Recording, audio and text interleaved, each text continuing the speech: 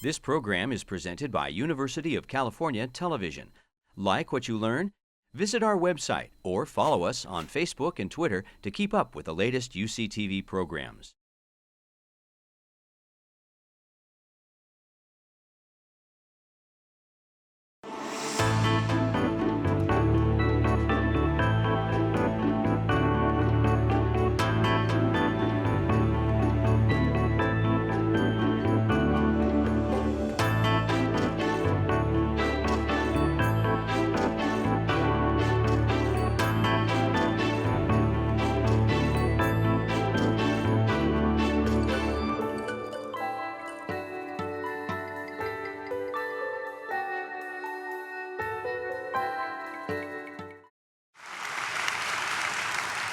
Thank you very much for that marvelous, generous welcome.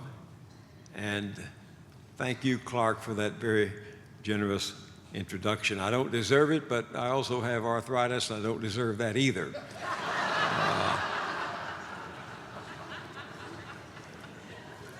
It's such a pleasure to be back in Santa Barbara. This is my third lecture or speech or forum in the last 12 years, and I always find a warm and enlightened response, and I feel myself among kindred spirits when I come here. And especially when I come here with my wife, Judith Davidson Moyers, who has been with me and I with her for 61 years.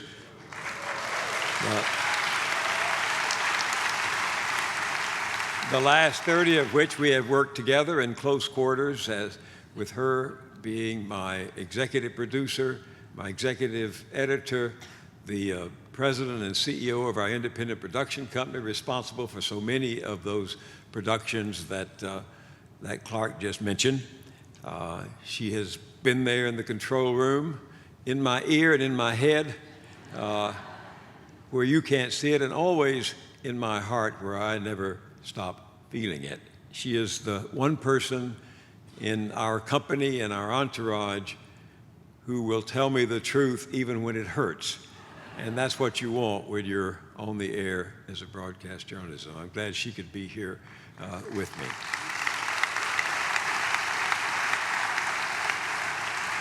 I have a special place in my heart for the Cap Center, which both Clark and Leonard Wallach run. It's been special in my heart because I met Walter Capps when he was a member of Congress. I was in Washington several times. We were at more than one occasion together, and I learned then that he was a principled representative of you, and a principled representative of democracy, and a principled representative of the Constitution. You could not have done better. And I have been so impressed with what Congresswoman Capps has done since she succeeded Walter in this. I was quite disturbed when I heard today, after arriving here, that she plans to retire at the end of this year and next January, but I can't hold it against her. She's only 79, and Judith and I retired our weekly series last year when I turned 81 and she turned 80, so we felt it was time, and surely Lois deserves some time to be out here with her family and grandchildren, and I know you will welcome her back and pay tribute to her for the years of distinguished service that she rendered to democracy along with her husband, Walter. They are truly ideals of public service. I also have another special place for Lillian Lovelace, who is here. She and her late husband, John Lovelace, endowed the Marty Lecture that Marty gave the first of, and I'm giving the most recent of. Marty, John and Lillian Lovelace, and Judith and I have been very close friends. Until his retirement 25 years ago, Marty was a distinguished professor at the University of Chicago of religious history and the author of many important books, including studies of fundamentalism, early Christianity, Christianity in modern America, just an immensely prolific contributor to our understanding of the role of religion in our public life and in our private affairs. People ask me often, why do you keep covering religion as a journalist when we know you have moved on in your own odyssey, your own journey? And I say, because I understand that religion is the prime, if not, one of the prime, if not the prime, motivator of human behavior. And any journalist, as any scholar or any politician, needs to understand the role, both the positive and the negative role that religion plays in politics and human behavior and in the affairs of the world. Marty taught me so much of what I know about religion, and he still maintains a blog. He still watches the news and comments on it critically, and I just wish he could be here tonight, but he is actually here in spirit with us and probably watching any way he can. I'm delighted to be back.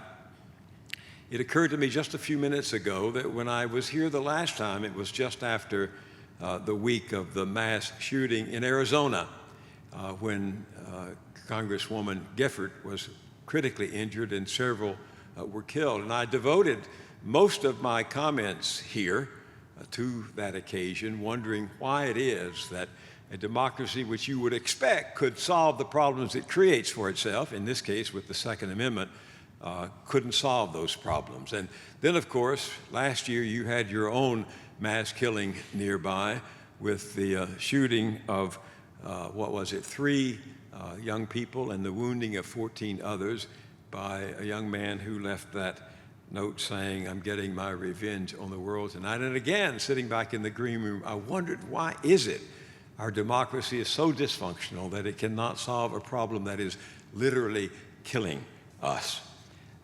So, if I come back a fourth time, I hope somehow we have addressed that critical issue. Now, perhaps you saw the headline a few weeks ago. Quote, "A man ripped off a Muslim woman's hijab and screamed, 'This is America.'" A man ripped off a Muslim woman's hijab and screamed, "This is America." When I read that, I thought, welcome to the 2016 election, because that's the temper with which this election is being waged. That's the environment in which our so-called national discourse is taking place, pulsing with fear, hatred, incivility, violence, violent language, violent acts in different campaigns.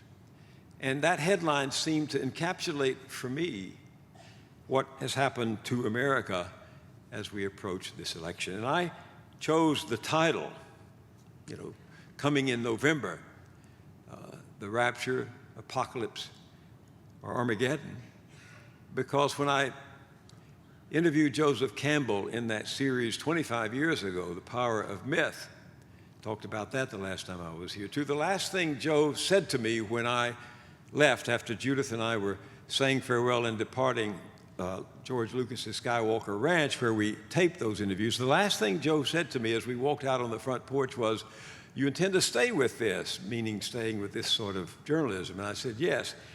He said, "Well, just remember that if you want to change the world, change the metaphors."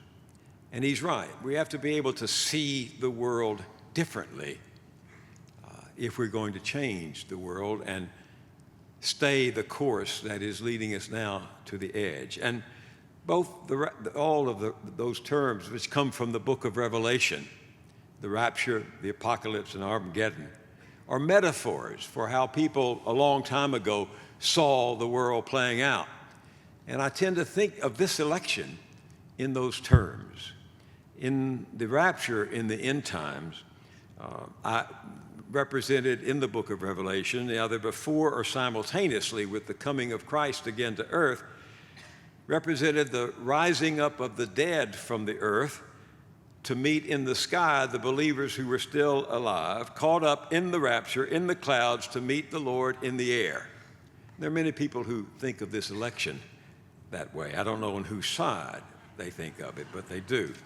The apocalypse in the book of Revelation represents the complete final destruction of the world as described in those pages, the ultimate victory of good over evil, the apocalypse. And there are many people who see this election in those metaphorical terms. Armageddon also comes from the book of Revelation and is the place where the armies of God will gather for that last battle of the end times. Literally, it means a mountain or a range of hills. It's also the name of an interesting 1998 American science fiction movie that I urge you to see. But these metaphors strike me as pertinent to the way this campaign is playing out. Already, it is revealing what the great historian of civilizations, Arnold Toynbee, called schisms in the soul of society.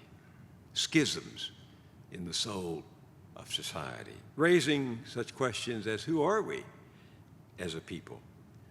What kind of people do we want to represent us?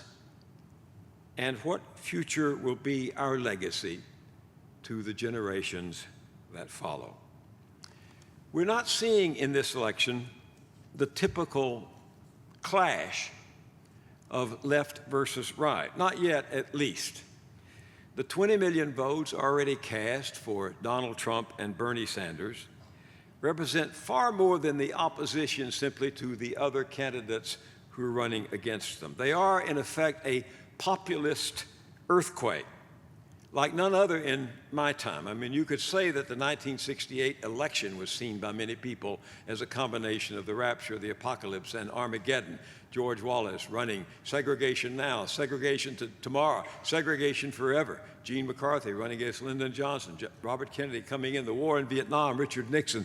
That all became a welter, an organ, a combustion of aspiration, malice, and mischief. But it wasn't quite the populist uprising that I see today. For this is, as I will try to explain later in the evening, a revolt of rank-and-file Americans against what is obviously to anyone, left, right, Democrat, Republican, independent, or none-aligned, a rotten political system wrought by two parties that have survived too long on euphemisms and false promises and are now reaping the whirlwind of betraying the everyday people who trusted them. More on that later. For the moment, my friend and fellow journalist Hedwig Smith, formerly of the New York Times, has summed it up well. This is, he says, a revolt against the power elite in both parties. Middle America against the power brokers, small donors versus super PACs, the 99% against the 1%, agents of change versus the status quo, shared prosperity versus trickle-down economics, a neglected majority against an entrenched elite. And the challenge from both Sanders and Trump so far represents both popular antagonism to big money and big corporations and the erosion in public faith in American democracy and capitalism. Nearly 20 years ago, my very good friend and mentor, John Gardner, a Republican, the founder of Common Cause, a wonderful organization with grassroots and energy to try to reform our political system, especially concerning the power of money in politics. John Gardner wrote me a letter in which he said, "We are treading the edge of a precipice here. When people lose faith in civilization, when people no longer believe their society is just, the whole venture falls apart." That is so true. Civilization is nothing, although it's everything. It's nothing but the thin layer of civility stretched across the passions of the human heart. It can snap anytime. And terrible things happen. We saw it in Europe in the 1920s. We've seen it elsewhere. During the first century BC, the Roman Republic, the price of empire destabilized the Roman Republic. And in the end, Augustus, who was the heir of the popular party, terminated the republic by fiat and installed himself as emperor. He did so by ending all the forms of the republic, keeping all the forms of the republic, while he dispensed with their meaning. He kept all the forms of the republic while dispensing with the meaning.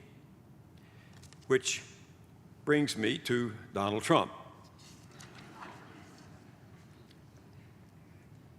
After 250 years since the words on that parchment, life, liberty, and the pursuit of happiness, and the prologue to the Constitution, the most beautiful array of succinct language I think I have ever read, after we, the people, led off that Constitution, after the Emancipation Proclamation and the suffering of the wounded and dying at Petersburg and Vicksburg and Gettysburg, after the Emancipation Proclamation, after the incredible upsurge of citizens fighting for democracy as populists in the 1880s and as progressives in the 1890s and the early part of the 20th century, after FDR's Four Freedoms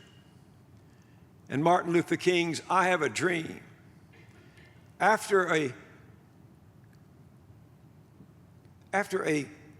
senator who had become the accidental president from the former Confederate state of Texas claimed the words of the civil rights movement for all of us of whatever our color, white or black or brown or yellow, and said before the Congress and the nation, we shall overcome. After all of that, after the landing at Normandy and the landing on the moon, after Marian Anderson sang God Bless America on the steps of the Lincoln Memorial, after all that created the tradition of this country at its best,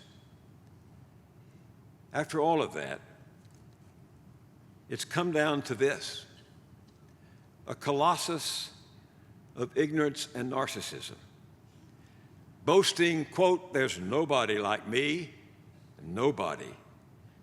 As a once great party, the party of Lincoln, the party of emancipation, the party of Theodore Roosevelt in our national parks and Dwight David Eisenhower and sending troops to make sure the schools in Little Rock were integrated. After all of that, the grand old party falls one by one like dominoes in submission to his ego. There's nobody like me. The truth is, he's no body. There's nothing material there. He's a fleeting series of shape-shifting images that depend entirely on television for our perception of him. And while he now brags to the world, quote, "I live on what is considered the best block of real estate anywhere in the world, Fifth Avenue between 56th Street and 57th Street, right next to Tiffany's," he really lives nowhere except in the minds of his followers, for whom he is a personal Rorschach test, playing back to them their own deep need for escape from the slings and arrows of life. He is the fantasy king of the Kardashian era in American history. in which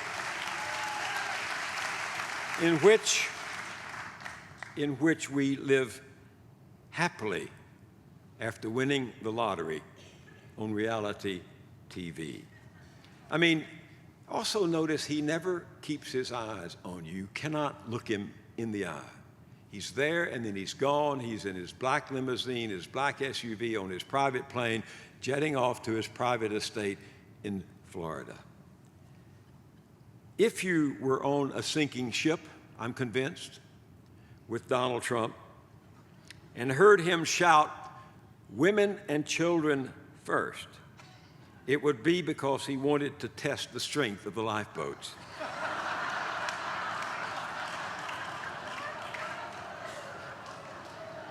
There is no thing, there is nothing there except what we read into him. In his famous book called The Image, the late historian and librarian of Congress, Daniel Boorstin, wrote, quote, "The celebrity is a person who is known for his well-knownness. His qualities or his lack of qualities illustrate our peculiar problems. He's neither good nor bad, great nor petty. He's the human pseudo-event. He has been fabricated on purpose to satisfy our exaggerated expectations of human greatness. He is made by all of us who willingly read about him on television, see him on television and read about him, who buy recordings of his voice and talk about him to our friends, but his relation to morality and even to reality is highly ambiguous." So, he comes to us by Twitter to save us. On Easter morning, he tweeted, quote, "Another radical Islamic attack, this time in Pakistan, targeting Christian women and children, at least 67 dead, 400 injured. I alone can save. I alone can save. I alone can solve. He alone has the potion.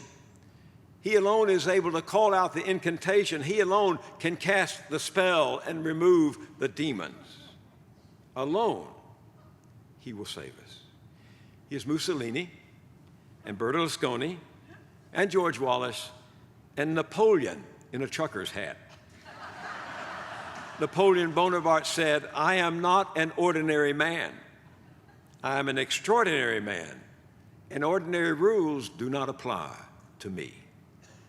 So, he can call women bimbos, fat pigs, slobs, and dogs, and become the nominee of a major party. He can say of a lawyer that she is disgusting for requesting a break in the trial to pump breast milk, and move closer to the power to name the next 3 justices of the Supreme Court. He can rail against immigrants of color and cause the heart of every white supremacist to race at the thought of a president as carpenter-in-chief building walls between America and the world. What was it Yeats said? "We have fed the heart on fantasy, and now the heart has been made brutal." Another of our friends, the writer Mark Dannon, whom you saw 2 or 3 times on our weekly show, says in this week's issue of the New York Review of Books that his very self-absorption is what his audience most admires, as they do with the Kardashians. Quote, "The narcissist's fascination with his own sweet self is the secret of this alarmingly mesmeric quality of his speeches. We're all folded up in the warm grandeur of the unmediated access to the Donald in his vision of himself. And he reaffirms it by reassuring interjections that that is precisely what they are getting. As he said recently, By the way, no teleprompters, right? No teleprompters, no teleprompters, no reading speeches. Speak from the heart and from the head. Speak from the heart and from the head. And people actually thought that's what he was doing. In an era when we know every politician uses teleprompters, that is a gift many people take as someone speaking from the heart and from the head. He was onto something. People who no longer believed anything politicians say because they've been so often betrayed by the promises believed him because he only said what they were thinking about people they fear and hate, about a world they no longer fit, about their own sad dreams and defeats.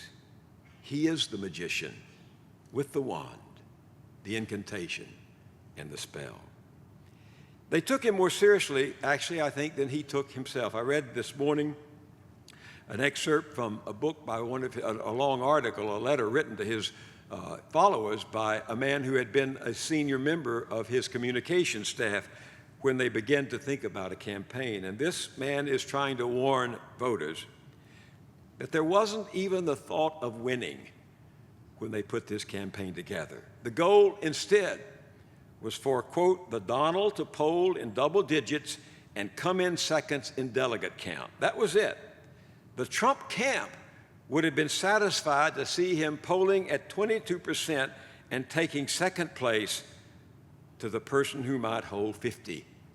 He didn't even expect to win. His candidacy was a protest candidacy. In other words, Mark Danner writes, a celebrity making his protest run in part to bolster and increase his celebrity. For that is what celebrities do. I'm not a doctor, but I play one on TV. So what does it say about us? About the several million people who have read into Trump, what they see and what they want and what they need. How did it happen? Is it that so many of our politicians have become con artists that millions of people welcome someone who admits he really is? They know, they would believe him if he said, the last thing I want to do is hurt you, but it's still on my list. Or, I didn't say it was your fault, I said I was blaming you. That's appealing in a way.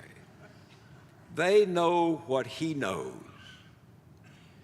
that our system's exactly what he says it is, fake and fixed, like the card shark in Texas who says to his mark, play the cards fair, Harry, I know what I dealt you. They like Trump because he admits what we know and every other politician knows but will not say. The game is fixed. And if politics is only a casino, why not take your chance at the casino instead of in a futile exercise in the dogma of democracy that nobody really believes any longer, or the rituals of voting which never produce what we're told they will? So why not a nobody who doesn't pretend any longer the system works except to his benefit? Why not take their chances at the casino instead of in the fake ritual itself, the polling booth? Trump's triumph is terrifying, frankly, because it resists explanation. So how do we explain this success? And as of tonight, he is 77 votes away from what he needs to get the nomination.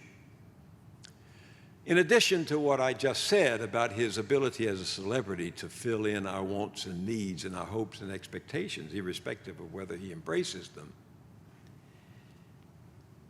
the state of the Republican Party is one cause for his success. Republican leadership, the elites, the incumbents, the donors, embrace every crazy idea offered up from right-wing fabulists on Fox News and talk radio over the many years. Donald Trump isn't saying anything anything that the leaders of the Republican Party didn't nod to when they were trying to hold their base in the Tea Party and on Rush Limbaugh's show. They made a religion out of ignorance. The less you know, they said, about history, science, literature, ideas, black people, the more you were idealized.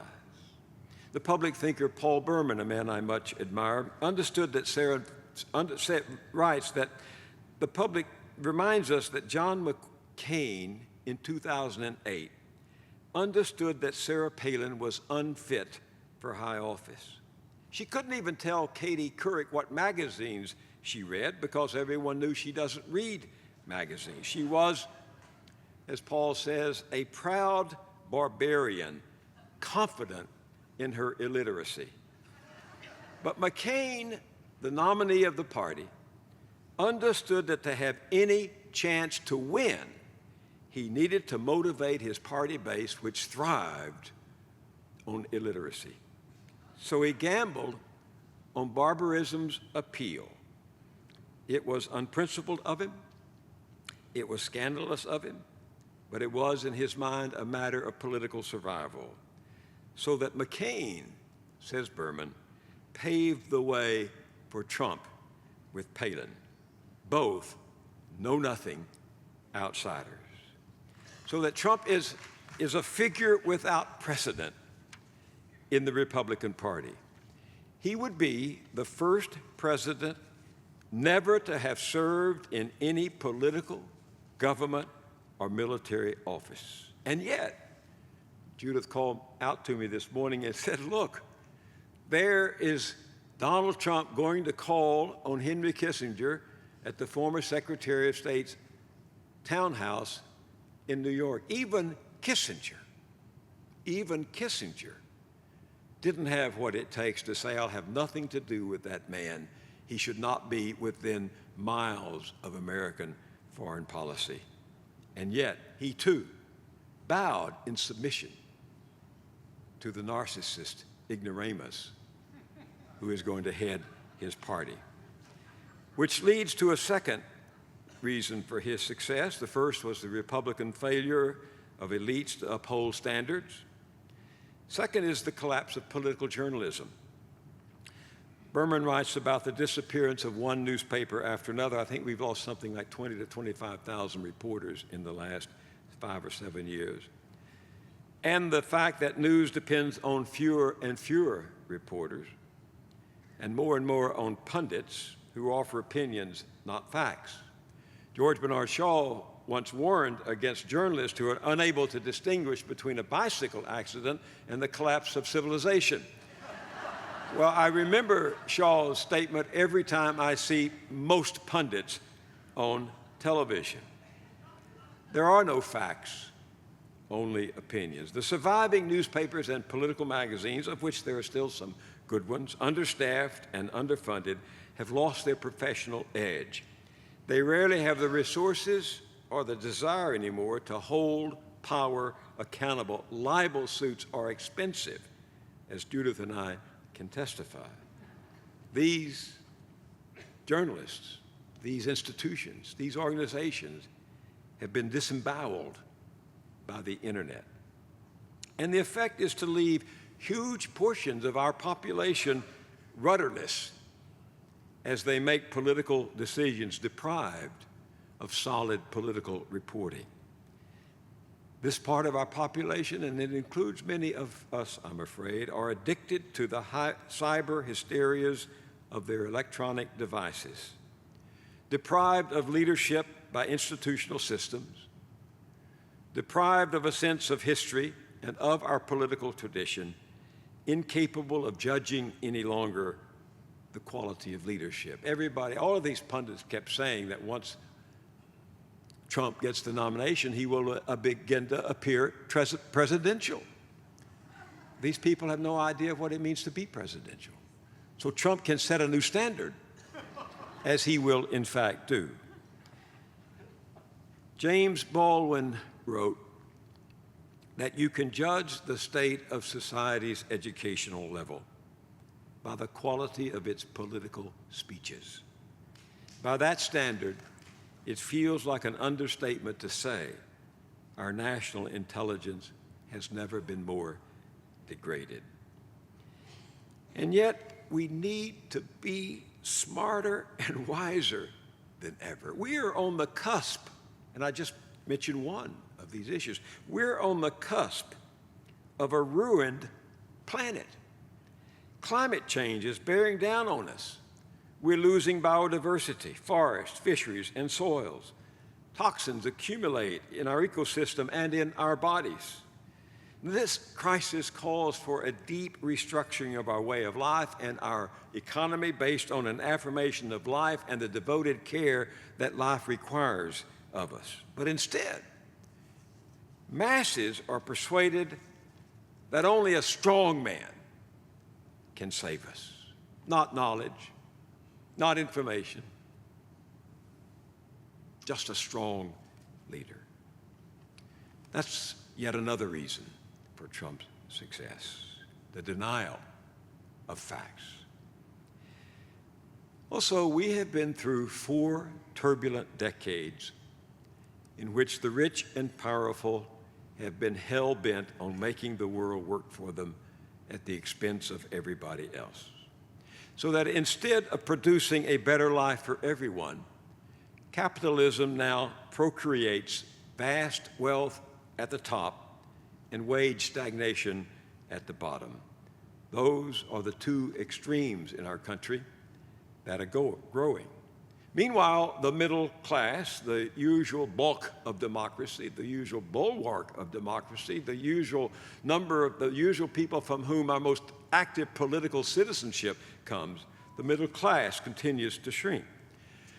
But contrary to the argument that the right and elite economists have pushed, this death of the middle class is not the result of inevitable natural forces. It is the result of political decisions. We're seeing the fruits of deliberate action at the highest levels of power to shrink the middle class. This morning, I was going through a new study from the Pew Research Center. Pew Research Center is a nonpartisan, important, credible, highly respected research center based in Philadelphia. And their new study shows that the size of I'm going to be throwing some statistics at you, but I hope as I do that you remember the wise person who said that it is the mark of a truly educated person to be deeply moved by statistics. Now, so I hope you're going to be deeply moved by these statistics. The study shows that the size of the middle class fell in virtually all parts of our country between 2000 and 2014. 9 out of 10 metropolitan areas showed a decline in middle-class households. The median income for middle-class households fell by almost 5% in those years. Their median wealth, that is assets minus debt, declined by 28% after the housing market crisis and the Great Recession that followed that crash. The middle class simply isn't what it used to be. And of course, I'm not even talking here yet about the 47 million Americans who live in poverty. Over the last 40 years, middle wage hourly wages only rose 6%, while low wage workers' wages fell by 5%. At the very same time, the very high wage earners saw a 41% increase in income. And in fact, figures like that substantially understate the long-term decline in disposable income and the quality of life experienced by what we used to call middle-class Americans. In fact, families today can be in the middle in terms of income and yet still not make enough to live on. I remember when our 16-year-old son came in and asked for an increase in his allowance, and I said to him, "Don't you know, Cope, that it costs money in this world? What do you need the money for?" And he said, "Well, Dad, it costs money to date." and that's what he wanted it for. But in fact, today, families can be in the middle in the terms of income and not have enough to live on. There's an organization in Washington, very credible too, the Economic Policy Initiative, that calculates it takes between $49,141 and $106,000 to maintain a family of four, depending on where you live in the country. Costs for that family have risen dramatically for those families have risen dramatically for such big dollar items that affect middle-class families. College tuition, out-of-policy cost under employment, health care plans, retirement. Retirement security has evaporated as corporate pension plans offer less in benefits. I was at the commencement at Rutgers University in New Jersey last year. It's a state university in New Jersey. Goes back to colonial days as a land-grant college. And the president of that university said to me that 20 years ago, the state legislature taxpayers of New Jersey contributed 80% of the cost of the State University of New Jersey. Today it's 20%. I had an interesting conversation with your provost here at dinner tonight about what's happened here in California. And I asked him, where do you get the deficit? And of course, tuitions. That's where we get it. The cost for those families living on middle income or less salaries who want to send their children to school, to college, right on through university, have increased considerably. Furthermore, household income figures have moved from one income to two income families, and two income families have higher expenses for items like clothing, transportation, and childcare. In other words, many families are middle class, but they can't make enough to get by. And get this, Americans work more hours today than citizens of any country in Western Europe. Go see Michael Moore's new film, Where to Invade Next, and you will see our colossal failure in terms of our social contract compared to those much smaller and less wealthy European countries. Here's what's happened. Our total national wealth has continued to grow even as income stagnated for most Americans. Where did all that money go? It went to the wealthiest. The top 1% of Americans captured more than half of the total income growth from 1993 to 2014. Moreover, the top 100th of 1%, some 16,500 families, were capturing more of the country's income than they had since the run-up to the Great Crash of 1929 and the Great Depression that followed. The top 0.1%, just 160,000 families in this country, owns as much wealth as 90% of all Americans. That's about 145 million families. Just 536 people had a shared net worth of $2.6 trillion at the end of 2053. And 53 families have contributed 80% of the money that has been flowing into this election year. As wages fell, corporate profits have grown at a healthy clip, much of it used to pay high executive salaries. When I was a young man, Fortune 500 CEOs earned 42 times as much on average as the typical worker. Today, they earn 373 times as much.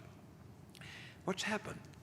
Now, this is a page from The Economist, the famous and highly respected and most credible publication in the world about business affairs and capitalism.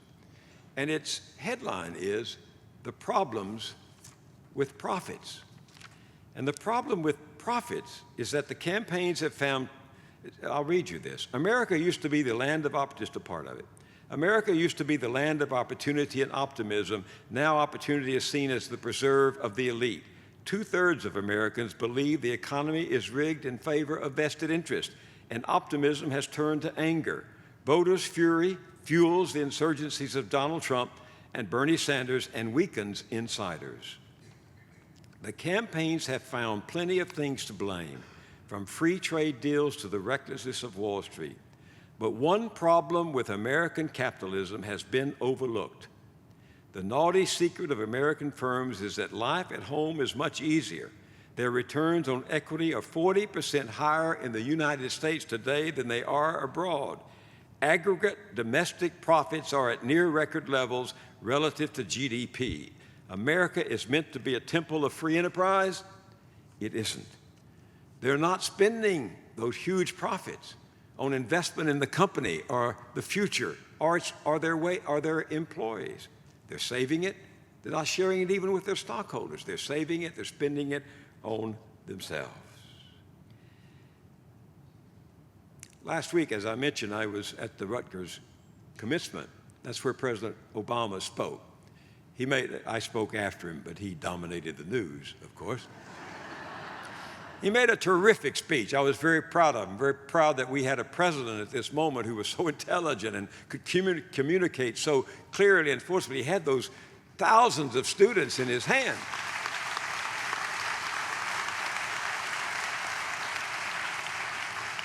But I cringed and gritted my teeth when he said to the crowd of 50,000 people and more, contrary to what we hear sometimes from both the left and the right, the system isn't as rigged as you think.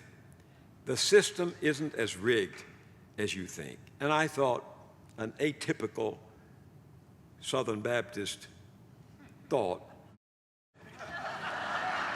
I mean, even good presidents can deal in,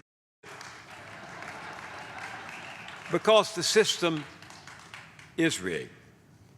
People at the top have said to everyone else, now play the game fair. We know what we dealt you. Who rigs it? CEOs who bend the rules, Wall Street bankers who break the rules, our political class who write the rules in Congress, state legislatures, and the executive and judicial branches of government.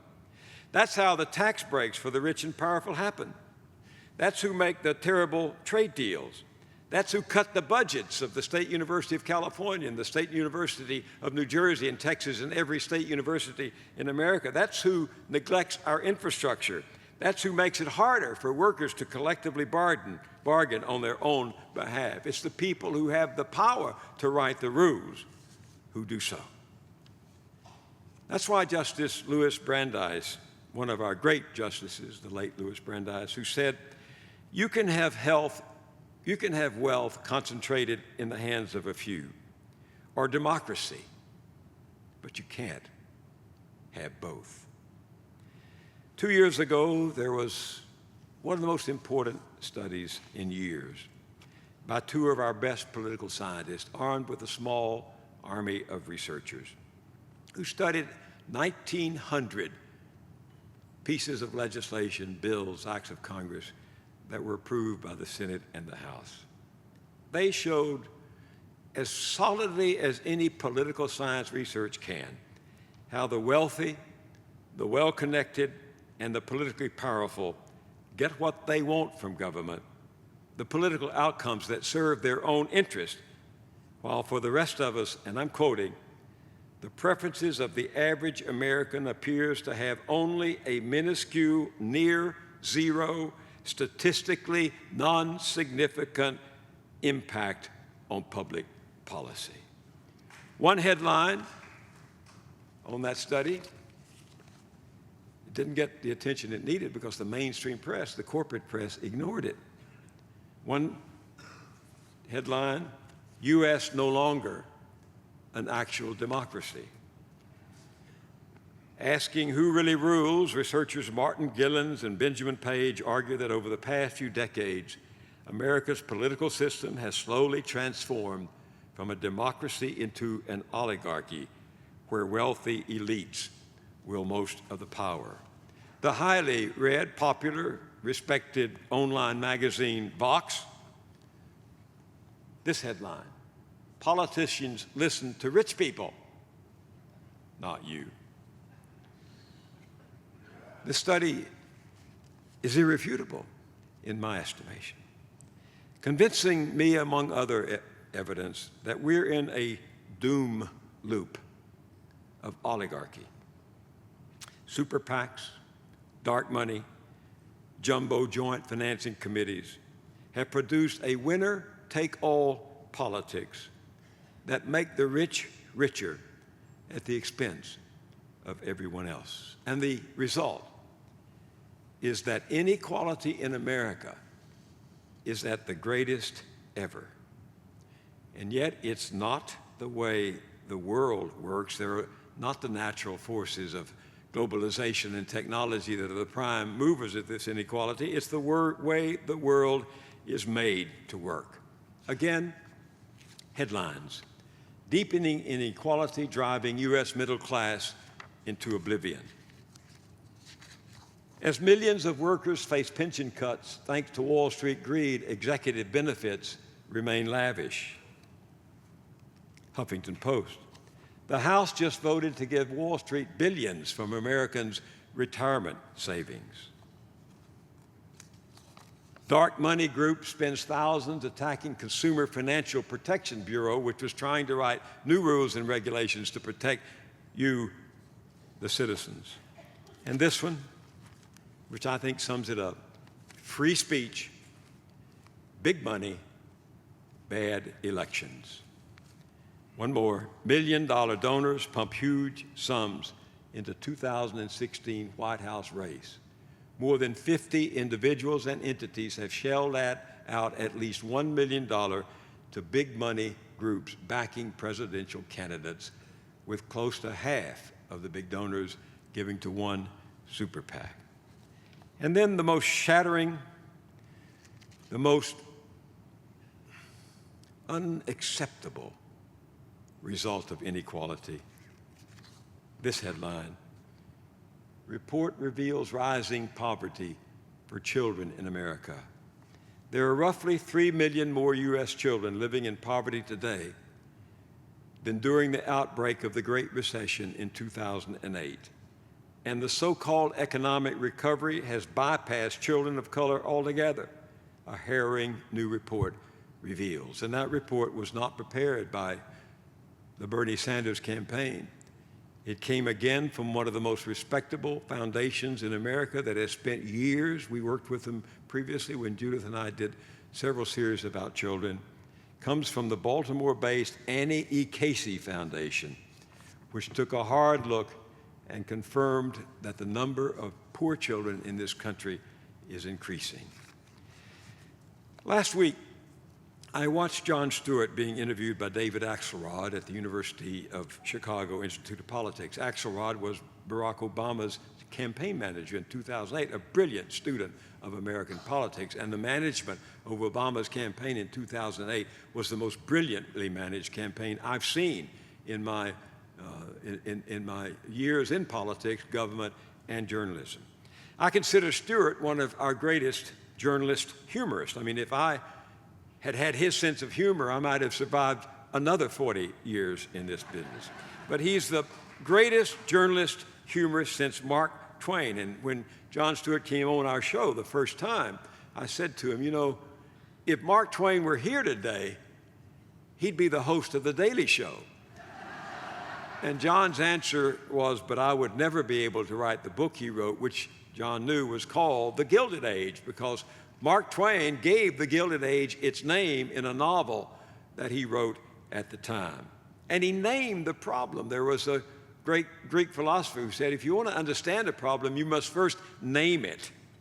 And Mark Twain named what was happening after the post-industrial revolution as the Gilded Age. And last week, Jon Stewart told his audience that however he painted the American political system when he was hosting The Daily Show, it's so much worse than you could ever imagine.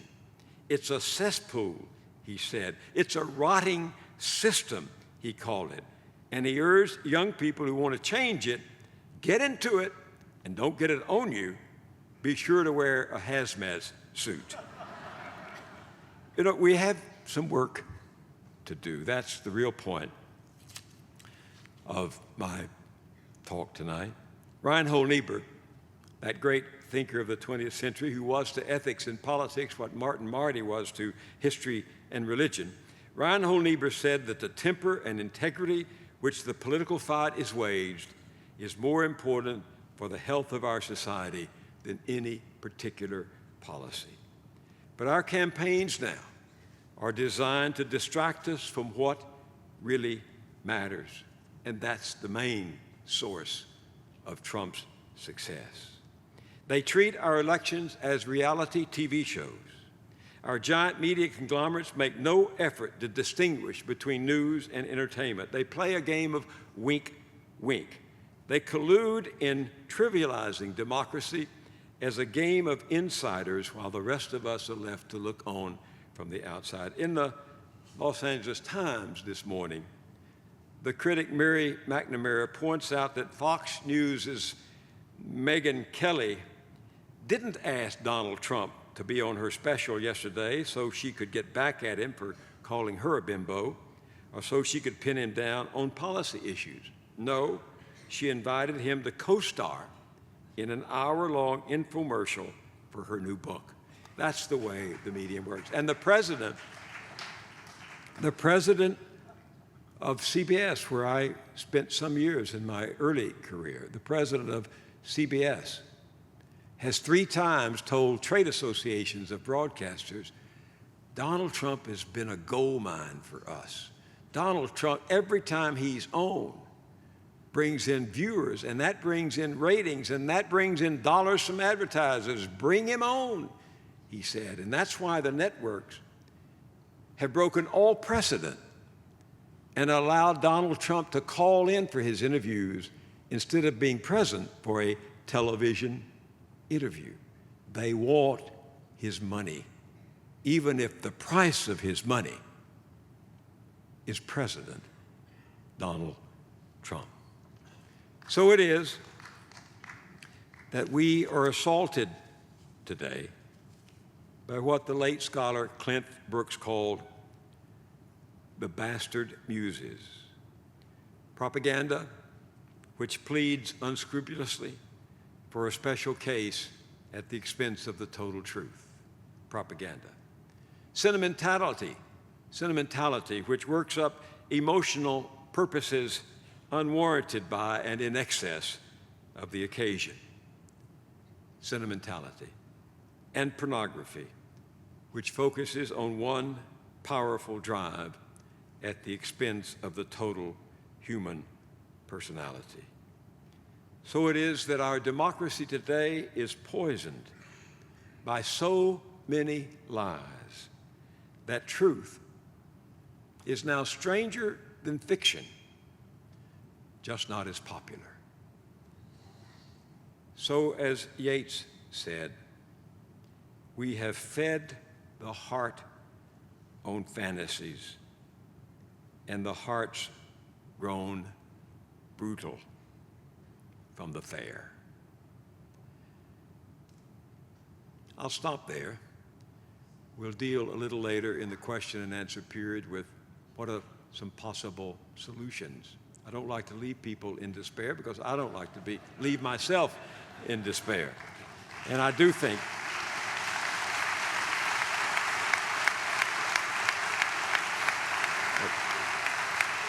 let me just say,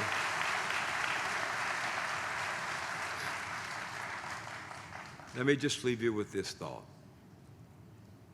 Blind faith in bad leadership is not patriotism. See you in a few minutes.